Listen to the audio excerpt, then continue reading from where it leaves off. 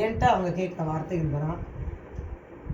ஆண்டவர்கிட்ட கேட்டு சொல்கிறத விட ஆண்டவருக்கு கீழ் மட்டத்தில் அவருடைய நான் ஆண்டவர் சொல்லுவேன், உங்கள் பாதத்தில் பக்கத்தில் உட்காந்து கண்ணீர் சிந்துற தகுதி கூட எனக்கு இல்லை. அந்த மாதிரி தகுதியே இல்லாத எனக்கும் இவ்வளோ தேடி வந்து இவ்வளோ கிருபை, இவ்வளோ பாதுகாப்பு, இவ்வளோ ஆசீர்வாதம், எனக்கு அத்தனை காரியங்களை என்னுடைய ஜெயம் எடுக்க எவ்வளவோ நான் வந்து அவர் ஒரு பந்து மாதிரி அவரை பயன்படுத்தியிருக்கேன்னு தான் எனக்கு தெரியும். எல்லா காரியத்துலேயும் நினச்ச நேரத்துக்கு ஜெபம் பண்ணா வருவார், எனக்கு வீடில் கொடுப்பாரு, எனக்கு மாற்றத்தை கொடுப்பாரு, வீடை கொடுத்தாரு, அதை கொடுத்தாரு, இப்படி தான்க்கா இருந்துச்சு. நான் அவருக்கு என்ன செஞ்சேன்? ஒன்றுமே கிடையாது, எதுவுமே செய்ய கிடையாது. அட்லீஸ்ட் நானே ஒரு மனுஷே நான் இருதயத்திலே மாறல, செய்கிறது கூட ரெண்டாவது, இருதயத்தை கூட முழுசாக அவருக்கு நான் தரல. இப்போ இருதயத்தில் கூட நான் முழு இடம் தராத அவருக்கு எனக்கு எந்த விதத்துலையும் அவர் குறைய வைக்காமல் எனக்கு அவர் எல்லா விதமும் எங்கேயுமே வைக்கப்படுத்த விடாமல்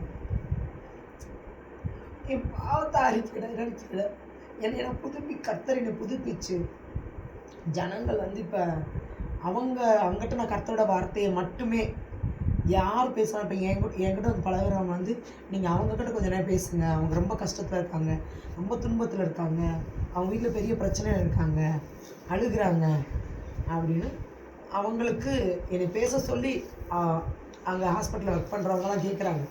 நீ ஃபோன் பண்ணி அட்லீஸ்ட் கல்யாணம் ஆகி போய் வீட்டுக்கு போயிடுச்சு அந்த பொண்ணு, 3 மாதம் ஆகிடுச்சு, அவளுக்கு ஃபோன் பண்ணி நீங்கள் பேசுங்க, அவள் இந்த மாதிரி கஷ்டத்தில் இருக்காங்க. இப்போ என் கூட இருக்கவங்க தேவனுடைய வார்த்தைகளை சொன்னால் அதை அப்படியே கேட்குறாங்க. இப்போ அவங்களுக்கு முன்னாடி உங்களை மாதிரி நானும் வரணும். நீங்கள் எவ்வளோ விட்டு கொடுத்து போகிறீங்க, எவ்வளோ அன்பாக இருக்கீங்க, இவ்வளோ உங்களை திட்டிட்டு போகிறாங்க, திரும்ப போய் பேசுகிறீங்க. அப்போ நான் வெக்கப்பட்டு போயிட்டேன்னா பிசாசு வெக்கப்பட்டு போயிடும். அப்போ நான் ஜெயம் எடுக்க அது அடுத்த ஜனங்களுக்கு சாட்சியாக மாறுது. நான் நினச்சி இத்தனை நாள் நான் திரும்ப பேசிடுவேன், ஏதாவது 10 வார்த்தை பேசினா அமைதியாக இருப்பேன். அப்போ 11 வார்த்தை டப்புன்னு அடித்து பேசணுன்னே அங்கே வந்து நான் விழுந்து போகிறேன். நான் நினைக்கிறேன் நான் ஜெயிச்சிட்டேன், என் மாமிசம் ஜெயிச்சிருச்சு, அன்னைக்கு தான் நான் தோற்று போயிட்டேன். இன்றைக்கி யார் பண்ணுங்க எதை வேணாலும் பண்ணிப்பார். நான் தேவனுடைய மனுஷி மட்டும்தான்.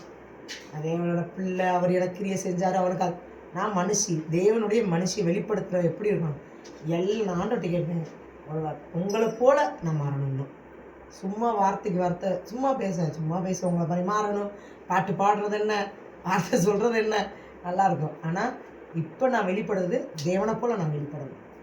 இப்படி நான் அடுத்தவங்களை நான் சொன்னனோ இன்னும் நான் என்னை பார்க்குறவங்க நீ சாட்சியுள்ள ஜீவியை வாழ்ந்துருக்க சொல்லி எனக்கு முன்னாடியே ஜனங்கள் வரணும். அவ்வளோதான் நான் ஆண்டாட்டி கேட்டேங்க. இந்த பரிசுத்தத்தை நான் அனுபவித்து தரிச்சிருக்கேன்னு தான் சொல்லுவேன். அனுபவிக்க கூட இல்லை, தரிச்ச கர்த்தர் எனக்கு பரிசுத்தத்தை தரிச்சு விட்டுருக்காரு. அதை அனுபவிக்க இன்னும் எனக்கு ஓடி நாள் வேணும். அதுக்கு ஈடு இணையம் இல்லைக்கா.